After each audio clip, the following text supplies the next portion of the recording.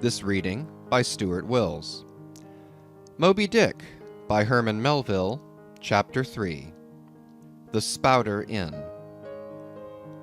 Entering that gable-ended Spouter Inn, you found yourself in a wide, low, straggling entry with old-fashioned wainscots, reminding one of the bulwarks of some condemned old craft.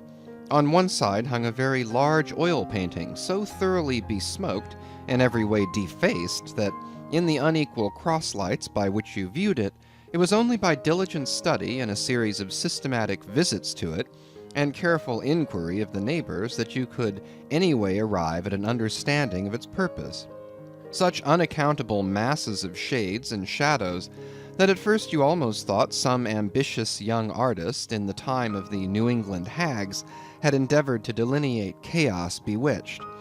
But by dint of much and earnest contemplation and oft-repeated ponderings, and especially by throwing open the little window towards the back of the entry, you might at last come to the conclusion that such an idea, however wild, might not be altogether unwarranted. But what most puzzled and confounded you was a long, limber, portentous black mass of something hovering at the center of the picture, over three blue, dim, perpendicular lines floating in a nameless yeast.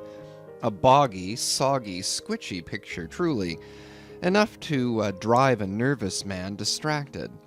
Yet was there a sort of indefinite, half-attained, unimaginable sublimity about it that fairly froze you to it, till you involuntarily took an oath with yourself to find out what that marvelous painting meant. Ever and anon a bright but, alas, deceptive idea would dart you through. It's the Black Sea in a midnight gale. It's the unnatural combat of the four primal elements. It's a blasted heath. It's a Hyperborean winter scene. It's the breaking up of the icebound stream of time. But at last all these fancies yielded to that one portentous something in the picture's midst. That once found out, and all the rest were plain. But stop, does it not bear a faint resemblance to a gigantic fish, even the great Leviathan himself? In fact, the artist's design seemed this, a final theory of my own, partly based upon the aggregated opinions of many aged persons with whom I conversed upon the subject. The picture represents a Cape Horner in a great hurricane, the half-foundered ship weltering there with its three dismantled masts alone visible, and an exasperated whale, purposing to spring clean over the craft, is in the enormous act of impaling himself upon the three mastheads. The opposite wall of this entry was hung over with a heathenish array of monstrous clubs and spears. Some were thickly set with glittering teeth resembling ivory saws, others were tufted with knots of human hair, and one was sickle-shaped, with a vast handle sweeping round like the segment made in the new-mown grass by a long-armed mower. You shuddered as you gazed, and wondered what monstrous cannibal and savage could ever have gone a death-harvesting with such a hacking, horrifying implement. Mixed with these were rusty old whaling lances and harpoons all broken and deformed. Some were storied weapons. With this once-long last, now wildly elbowed, 50 years ago did Nathan Swain kill 15 whales between a sunrise and a sunset, and that harpoon, so like a corkscrew now, was flung in the Javan seas and run away with by a whale years afterwards slain off the Cape of Blanco. The original iron entered nigh the tail, and, like a restless needle sojourning in the body of a man, travelled full 40 feet, and at last was found embedded in the hump. Crossing this dusky entry, and on through yon low-arched way, cut through what in old times must have been a great central chimney with fireplaces all round, you enter the public room. A still duskier place is this, with such low, ponderous beams above, and such old wrinkled planks beneath, that you would almost fancy you trod some old craft's cockpits, especially of such a howling night when this corner-anchored old ark rocked so furiously. On one side stood a long, low, shelf-like table covered with cracked glass cases, filled with dusty rarities gathered from this wide world's remotest nooks. Projecting from the further angle of the room stands a dark-looking den, the bar, a rude attempt at a right whale's head. Be that how it may, there stands the vast arched bone of the whale's jaw, so wide a coach might almost drive beneath it. Within are shabby shelves, ranged round with old decanters, bottles, flasks, and in those jaws of swift destruction, like another cursed Jonah, by which name indeed they called him, bustles a little withered old man, who, for their money, dearly sells the sailors deliriums and death. Abominable are the tumblers into which he pours his poison. Though true cylinders without, within the villainous green goggling glasses deceitfully tapered downwards to a cheating bottom. Parallel meridians rudely pecked into the glass surround these footpads goblets. Fill to this mark, and your charge is but a penny. To this, a penny more, and so on to the full glass, the Cape Horn measure, which you may gulp down for a shilling. Upon entering the place, I found a number of young seamen gathered about a table, examining by a dim light the divers specimens of scrimshander. I sought the landlord, and telling him I desired to be accommodated with a room, received for answer that his house was full, not a bed unoccupied. "But avast," he added, tapping his forehead, "you hain't no objections to sharing a harpooneer's blanket, have ye? I suppose you're going a whaling, so you better get used to that sort of thing."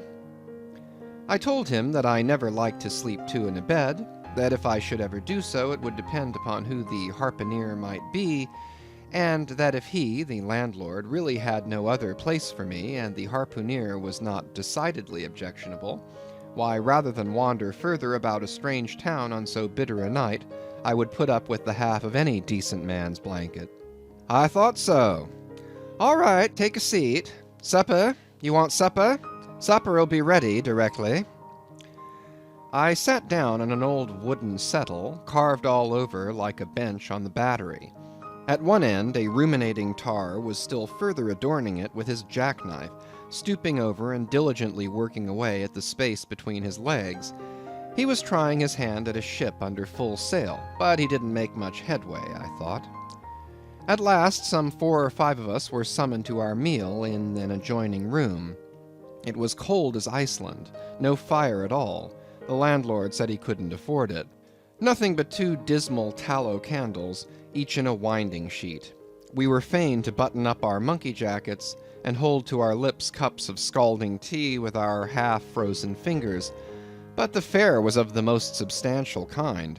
Not only meat and potatoes, but dumplings, good heavens! Dumplings for supper. One young fellow in a green box coat addressed himself to these dumplings in a most direful manner. "My boy," said the landlord, "you'll have the nightmare to a dead certainty." "Landlord," I whispered, "that ain't the harpooneer, is it?" "Oh no," said he, looking sort of diabolically funny. "The harpooneer is a dark-complexioned chap. He never eats dumplings, he don't. He eats nothing but steaks, and he likes 'em rare." "The devil he does," says I. "Where is that harpooneer? Is he here?" "He'll be here 'fore long," was the answer. I could not help it, but I began to feel suspicious of this dark-complexioned harpooneer. At any rate, I made up my mind that if it so turned out that we should sleep together, he must undress and get into bed before I did. Supper over, the company went back to the bar-room, when, knowing not what else to do with myself, I resolved to spend the rest of the evening as a looker-on. Presently a rioting noise was heard without. Starting up, the landlord cried, "That's the Grampus's crew. I seed her reported in the offing this morning. A 3 years' voyage and a full ship. Hurrah, boys! Now we'll have the latest news from the Fijis." A tramping of sea boots was heard in the entry. The door was flung open, and in rolled a wild set of mariners enough. Enveloped in their shaggy watch-coats, and with their heads muffled in woolen comforters, all bedarned and ragged, and their beards stiff with icicles, they seemed an eruption of bears from Labrador. They had just landed from their boat, and this was the first house they entered. No wonder, then, that they made a straight wake for the whale's mouth, the bar, when the wrinkled little old Jonah, there officiating, soon poured them out brimmers all round. One complained of a bad cold in his head, upon which Jonah mixed him a pitch-like potion of gin and molasses, which he swore was a sovereign cure for all colds and catarrhs whatever, never mind of how long-standing, or whether caught off the coast of Labrador or on the weather side of an ice island. The liquor soon mounted into their heads, as it generally does even with the arrantest topers newly landed from sea, and they began capering about most obstreperously. I observed, however, that one of them held somewhat aloof, and though he seemed desirous not to spoil the hilarity of his shipmates by his own sober face, yet upon the whole he refrained from making as much noise as the rest. This man interested me at once, and since the sea gods had ordained that he should soon be my shipmate, though but a sleeping partner one so far as this narrative is concerned, I will here venture upon a little description of him. He stood a full 6 feet in height, with noble shoulders, and a chest like a coffer-dam. I have seldom seen such brawn in a man. His face was deeply brown and burnt, making his white teeth dazzling by the contrast, while in the deep shadows of his eyes floated some reminiscences that did not seem to give him much joy. His voice at once announced that he was a southerner, and from his fine stature I thought he must be one of those tall mountaineers from the Alleghanian Ridge in Virginia. When the revelry of his companions had mounted to its height, this man slipped away unobserved, and I saw no more of him till he became my comrade on the sea. In a few minutes, however, he was missed by his shipmates, and being, it seems, for some reason a huge favorite with them, they raised a cry of "Bulkington! Bulkington! Where's Bulkington?" and darted out of the house in pursuit of him. It was now about 9 o'clock, and the room seeming almost supernaturally quiet after these orgies, I began to congratulate myself upon a little plan that had occurred to me just previous to the entrance of the seamen. No man prefers to sleep two in a bed. In fact, you would a good deal rather not sleep with your own brother. I don't know how it is, but people like to be private when they are sleeping. And when it comes to sleeping with an unknown stranger in a strange inn in a strange town, and that stranger a harpooneer, then your objections indefinitely multiply. Nor was there any earthly reason why I, as a sailor, should sleep two in a bed more than anybody else, for sailors no more sleep two in a bed at sea than bachelor kings do ashore. To be sure, they all sleep together in one apartment, but you have your own hammock and cover yourself with your own blanket and sleep in your own skin. The more I pondered over this harpooneer, the more I abominated the thought of sleeping with him. It was fair to presume that being a harpooneer, his linen or woolen, as the case might be, would not be of the tidiest, certainly none of the finest. I began to twitch all over. Besides, it was getting late, and my decent harpooneer ought to be home and going bedwards. Suppose now he should tumble in upon me at midnight. How could I tell from what vile hole he had been coming? "Landlord, I've changed my mind about that harpooneer. I shan't sleep with him. I'll try the bench here." "Just as you please. I'm sorry I can't spare ye a tablecloth for the mattress, and it's a plaguey rough board here," feeling of the knots and notches. "But wait a bit, Scrimshanda. I've got a carpenter's plane there in the bar. Wait, I say, and I'll make ye snug enough." So saying, he procured the plane, and with his old silk handkerchief first dusting the bench, vigorously set to planing away at my bed, the while grinning like an ape. The shavings flew right and left, till at last the plane iron came bump against an indestructible knot. The landlord was near spraining his wrist, and I told him for heaven's sake to quit. The bed was soft enough to suit me, and I did not know how all the planing in the world could make eider down of a pine plank.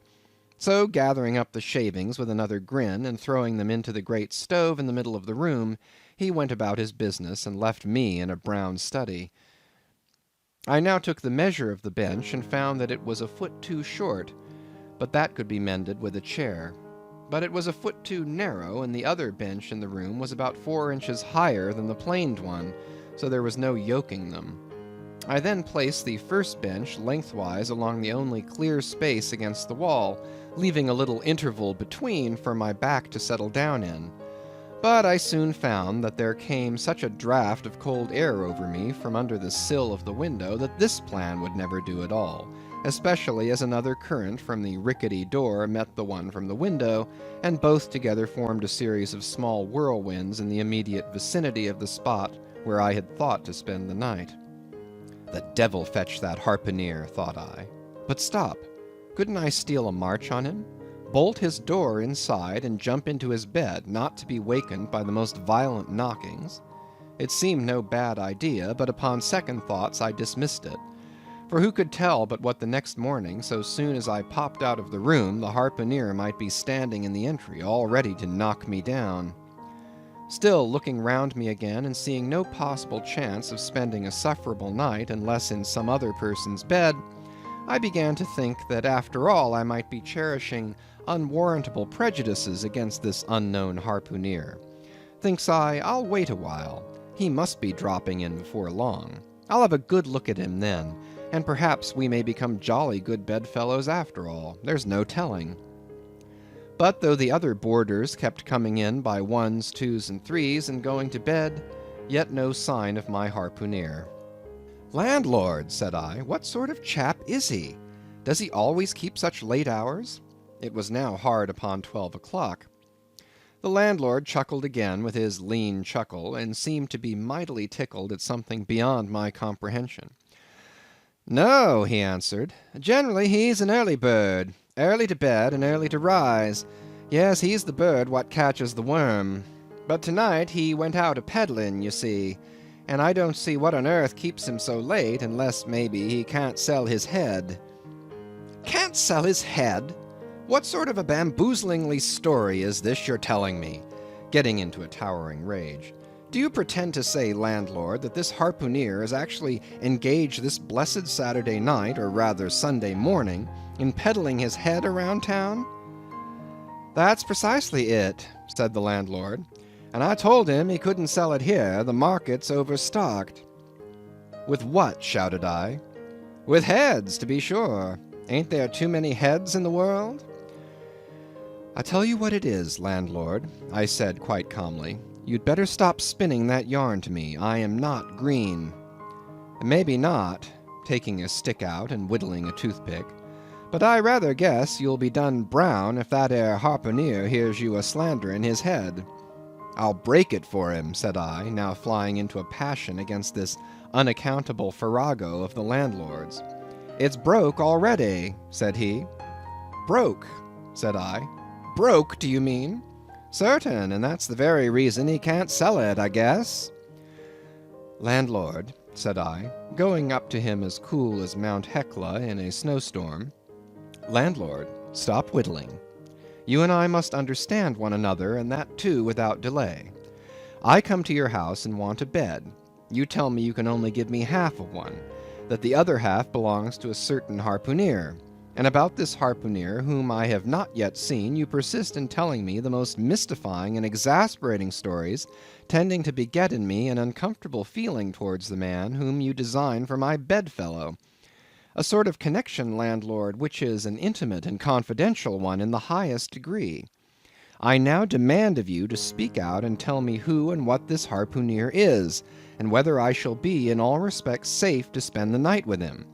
And in the first place, you will be so good as to unsay that story about selling his head, which, if true, I take to be good evidence that this harpooneer is stark mad, and I've no idea of sleeping with a madman. And you, sir, you, I mean, landlord, you, sir, by trying to induce me to do so knowingly, would thereby render yourself liable to a criminal prosecution." "Well," said the landlord, fetching a long breath, "that's a pretty long sermon for a chap that rips a little now and then. But be easy, be easy. This here harpooneer I've been telling you of has just arrived from the South Seas, where he bought up a lot of bomb New Zealand heads, great curios, you know, and he sold all of 'em but one, and that one he's trying to sell tonight, 'cause tomorrow's Sunday, and it would not do to be selling human heads about the streets when folks is going to churches. He wanted to last Sunday, but I stopped him just as he was going out the door with 4 heads strung on a string, for all the earth like a string of onions. This account cleared up the otherwise unaccountable mystery and showed that the landlord after all had no idea of fooling me. But at the same time, what could I think of a harpooneer who stayed out of a Saturday night clean into the holy Sabbath, engaged in such a cannibal business as selling the heads of dead idolaters? Depend upon it, landlord, that harpooneer is a dangerous man. He pays regular, was the rejoinder. But come, it's getting dreadful late. You'd better be turning flukes. It's a nice bed. Sal and me slept in that 'ere bed the night we was spliced. There's plenty of room for two to kick about in that bed. It's an almighty big bed, that. Why, afore we give it up, Sal used to put our Sam and little Johnny in the foot of it. But I got a dreamin' and sprawlin' about one night, and somehow Sam got pitched on the floor, and came near breaking his arm. After that, Sal said it wouldn't do. Come along here, I'll give you a glim in a jiffy. And so saying, he lighted a candle and held it towards me, offering to lead the way. But I stood irresolute. When looking at a clock in the corner, he exclaimed, I vomit Sunday. You won't see that harpooneer tonight. He's come to anchor somewhere. Come along, then. Do come, won't you come? I considered the matter a moment, and then upstairs we went. And I was ushered into a small room, cold as a clam, and furnished, sure enough, with a prodigious bed, almost big enough, indeed, for any 4 harpooneers to sleep abreast. There, said the landlord, placing the candle on a crazy old sea-chest that did double duty as a washstand and center table. There, make yourself comfortable now, and good night to you. I turned round from eyeing the bed, but he had disappeared.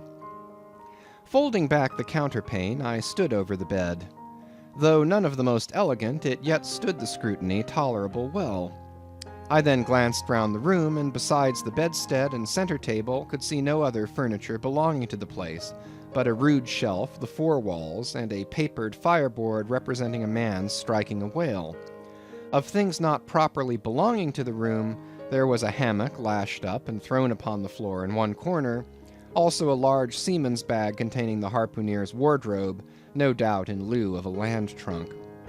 Likewise, there was a parcel of outlandish bone fishhooks on the shelf over the fireplace, and a tall harpoon standing at the head of the bed.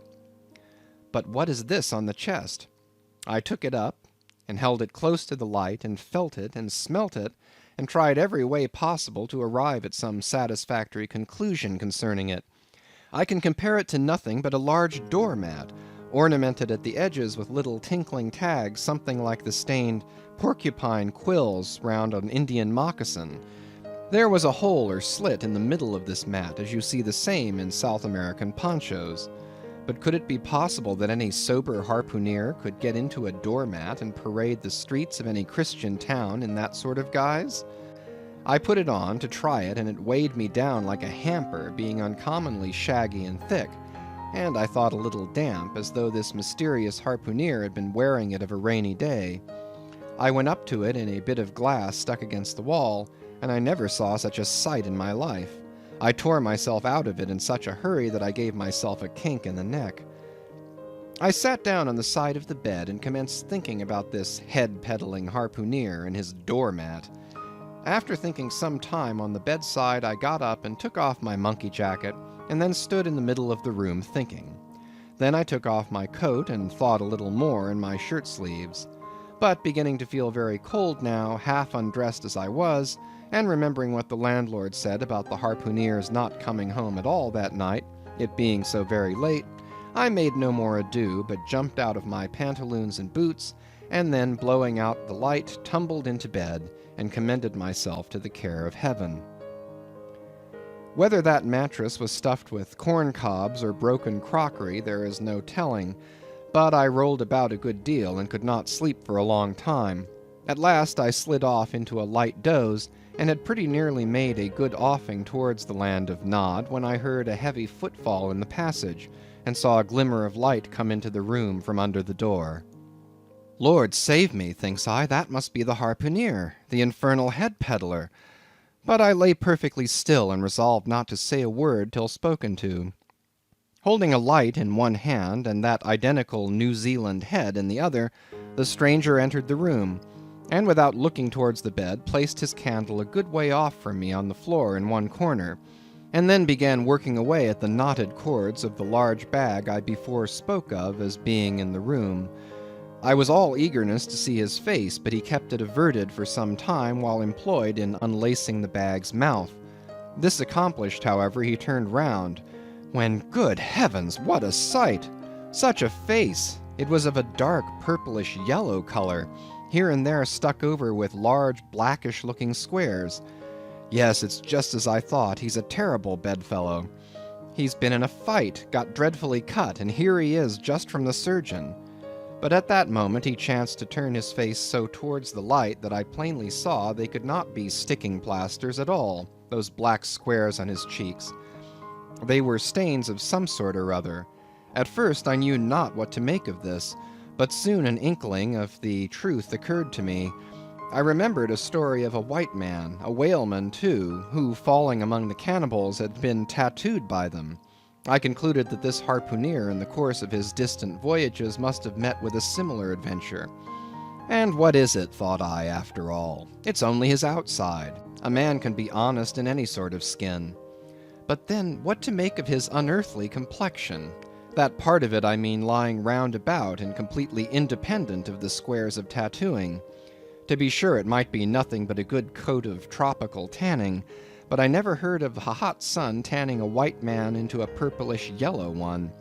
However, I had never been in the South Seas, and perhaps the sun there produced these extraordinary effects upon the skin. Now, while all these ideas were passing through me like lightning, this harpooneer never noticed me at all. But after some difficulty, having opened his bag, he commenced fumbling in it, and presently pulled out a sort of a tomahawk, and a sealskin wallet with the hair on. Putting these on the old chest in the middle of the room, he then took the New Zealand head, a ghastly thing enough, and crammed it down into the bag. He now took off his hat, a new beaver hat, when I came nigh singing out with fresh surprise. There was no hair on his head, none to speak of at least, nothing but a small scalp knot twisted upon his forehead. His bald, purplish head now looked for all the world like a mildewed skull. Had not the stranger stood between me and the door, I would have bolted out of it quicker than I ever bolted a dinner. Even as it was, I thought something of slipping out the window, but it was the second floor back. I am no coward, but what to make of this head-peddling purple rascal altogether passed my comprehension. Ignorance is the parent of fear, and being completely nonplussed and confounded about the stranger, I confessed I was now as much afraid of him as if it was the devil himself who had thus broken into my room in the dead of night. In fact, I was so afraid of him that I was not game enough just then to address him, and demand a satisfactory answer concerning what seemed inexplicable in him. Meanwhile, he continued the business of undressing, and at last showed his chest and arms. As I live, these covered parts of him were checkered with the same squares as his face. His back, too, was all over the same dark squares. He seemed to have been in a 30 years' war, and just escaped from it with a sticking-plaster shirt. Still more, his very legs were marked as if a parcel of dark green frogs were running up the trunks of young palms. It was now quite plain that he must be some abominable savage or other shipped aboard of a whaleman in the South Seas, and so landed in this Christian country. I quaked to think of it. A peddler of heads, too. Perhaps the heads of his own brothers. He might take a fancy to mine. Heavens, look at that tomahawk! But there was no time for shuddering, for now the savage went about something that completely fascinated my attention, and convinced me that he must indeed be a heathen. Going to his heavy grego, or rapal, or dreadnought, which he had previously hung on a chair, he fumbled in the pockets and produced at length a curious little deformed image, with a hunch on its back and exactly the color of a 3-days-old Congo baby. Remembering the embalmed head, at first I almost thought that this black mannequin was a real baby preserved in some similar manner. But seeing that it was not at all limber, and that it glistened a good deal like polished ebony, I concluded that it must be nothing but a wooden idol, which indeed it proved to be. For now the savage goes up to the empty fireplace, and removing the papered fireboard, sets up this little hunchbacked image like a 10-pin between the andirons. The chimney jambs and all the bricks inside were very sooty, so that I thought this fireplace made a very appropriate little shrine or chapel for his Congo idol. I now screwed my eyes hard toward the half-hidden image, feeling but ill at ease, meantime, to see what was next to follow. First, he takes about a double handful of shavings out of his grego pocket, and places them carefully before the idol. Then, laying a bit of ship biscuit on top and applying the flame from the lamp, he kindled the shavings into a sacrificial blaze. Presently, after many hasty snatches into the fire, and still hastier withdrawals of his fingers, whereby he seemed to be scorching them badly, he at last succeeded in drawing out the biscuit. Then, blowing off the heat and ashes a little, he made a polite offer of it to the little negro. But the little devil did not seem to fancy such dry sort of fare at all. He never moved his lips. All these strange antics were accompanied by still stranger guttural noises from the devotee, who seemed to be praying in a sing-song, or else singing some pagan psalmody or other, during which his face twitched about in the most unnatural manner. At last, extinguishing the fire, he took his idol up very unceremoniously, and bagged it again in his grego pocket as carelessly as if he were a sportsman bagging a dead woodcock. All these queer proceedings increased my uncomfortableness, and seeing him now exhibiting strong symptoms of concluding his business operations and jumping into bed with me, I thought it was high time, now or never, before the light was put out, to break the spell in which I had so long been bound. But the interval I spent in deliberating what to say was a fatal one. Taking his tomahawk from the table, he examined the head of it for an instant, and then holding it to the light, with his mouth at the handle, he puffed out great clouds of tobacco smoke. The next moment the light was extinguished, and this wild cannibal, tomahawk between his teeth, sprang into bed with me. I sang out, I could not help it now, and giving a sudden grunt of astonishment, he began feeling me. Stammering out something, I knew not what, I rolled away from him against the wall, and then conjured him, whoever or whatever he might be, to keep quiet, and let me get up and light the lamp again. But his guttural responses satisfied me at once that he but ill comprehended my meaning. "Who a devil you?" he said at last. "You no speak ye, damn me, I kill ye." And so saying, the lighted tomahawk began flourishing about me in the dark. "Landlord, for God's sake, Peter Coffin!" shouted I. "Landlord, watch! Coffin! Angels, save me!" "Speak ye! Tell ye me who ye be, or damn me, I kill ye!" again growled the cannibal, while his horrid flourishings of the tomahawk scattered the hot tobacco ashes about me till I thought my linen would get on fire. But, thank heaven, at that moment the landlord came into the room, light in hand, and leaping from the bed, I ran up to him. "Don't be afraid now," said he, grinning again. "Queequeg here wouldn't harm a hair of your head." "Stop your grinning," shouted I. "And why didn't you tell me that that infernal harpooneer was a cannibal?" "I thought you'd know it. Didn't I tell you he was a peddling heads around town?